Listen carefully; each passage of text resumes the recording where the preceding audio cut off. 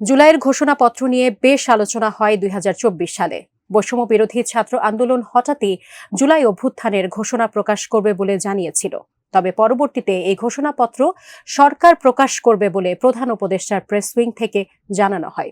ঘোষণাপত্র ঘিরে নানা জল্পনা কল্পনার পর এবার নতুন করে আরেক বার্তা দিলেন অন্তর্বর্তী সরকারের উপদেষ্টা মাহফুজ আলম। কি সেই বার্তা? বিস্তারিত জানাচ্ছেন ইশতিয়াক হোসেন। বৈষম্য বিরোধী ছাত্র আন্দোলন ও জাতীয় নাগরিক কমিটি ২০২৪ সালের ৩১ ডিসেম্বর ঢাকার কেন্দ্রীয় শহীদ মিনারে জুলাই গণ অভ্যুত্থানের ঘোষণাপত্র প্রকাশ করতে চেয়েছিল। তখনই এই ঘোষণাপত্র নিয়ে দেশের রাজনৈতিক অঙ্গনে নানা আলোচনার সৃষ্টি হয়। বিভিন্ন মহল থেকে প্রশ্ন ওঠে, হঠাৎ ঘোষণাপত্রের বিষয়টি কেন সামনে আনা হলো? এর প্রভাব কি হতে পারে? অন্তর্বর্তী সরকারের প্রেস উইং তখন এই উদ্যোগের সঙ্গে সরকার সম্পৃক্ত নয় বলেও উল্লেখ করেছিল। পরবর্তীতে ২০২৪ সালের ৩০ ডিসেম্বর রাতে জরুরি প্রেস ব্রিফিংয়ের মাধ্যমে প্রধান উপদেষ্টার প্রেস সচিব জানিয়েছিলেন, অন্তর্বর্তী সরকারের পক্ষ থেকে জুলাই গণ অভ্যুত্থানের একটি ঘোষণাপত্র তৈরির উদ্যোগ গ্রহণ করা হয়েছে। ফলে ওই রাতেই জরুরি আরেক বৈঠকে ৩১ ডিসেম্বর শহীদ মিনারে মার্চ ফর ইউনিটি কর্মসূচি ঘোষণা করে বৈষম্য বিরোধী ছাত্র আন্দোলন ও জাতীয় নাগরিক কমিটি।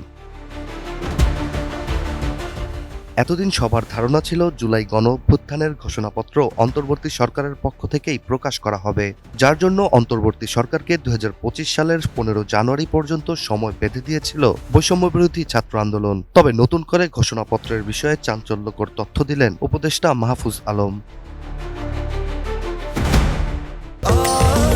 স্বাস্থ্যকর অল টাইম ফ্যামিলি কেক, সব সময় অল টাইম হেলদি লাইফ। ৯ জানুয়ারি রাজধানীর ফরেন সার্ভিস একাডেমিতে আয়োজিত এক সংবাদ সম্মেলনে উপদেষ্টা মাহফুজ আলম জানান, ঘোষণাপত্র সরকার দেবে না, সরকার শুধু ঘোষণাপত্রের প্রক্রিয়াকে সহায়তা করছে। মূলত ঘোষণাপত্র আসবে সবার ঐক্যমতের ভিত্তিতেই। এছাড়া ঘোষণাপত্র প্রকাশের নির্ধারিত সময় বৃদ্ধি পেতে পারে বলেও জানান তিনি। ফলে তো সরকার একটি দায়িত্ব নিয়েছে যে সবগুলো পক্ষের সাথে মিলে একটি ডকুমেন্ট রেডি করবেন। সরকার আগামী সপ্তাহের মধ্যে এই ডকুমেন্টটির ব্যাপারে এবং কবে এই ঘোষণাপত্র, কিভাবে এই ঘোষণাপত্র প্রকাশিত হবে অথবা ঘোষিত হবে সেই সম্বন্ধে সরকার আগামী সপ্তাহের মধ্যেই সবার সাথে পরামর্শের ভিত্তিতে সর্বসম্মতিক্রমে সিদ্ধান্তটি জানাবে। যে সবার সাথে যেহেতু কথা বলতে হবে, সরকার হয়তো কিছু সময় বৃদ্ধি হতে পারে, কিন্তু এটা দেরি হবে না, খুব বেশি দেরি হবে না।